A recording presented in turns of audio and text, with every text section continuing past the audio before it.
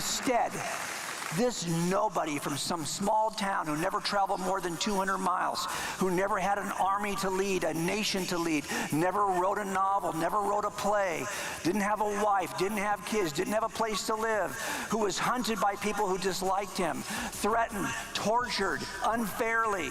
And then he has, at the very end of all this, he has to borrow a grave to be put in the ground. This nobody ends up changing everything. So as I'm thinking about this, I'm thinking, okay, how is it? I can't imagine a fictional character who could have this kind of impact on history.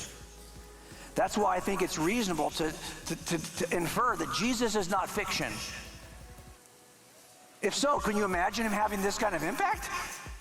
Also, I can't imagine a living human being who's had this kind of impact. That's why I think there's good reason to believe he's something other than a human. So of the three things, by the way, the top, that actually speaks to his historicity. That bottom speaks to his deity. Of the three ways we could consider Jesus, right? Here they are.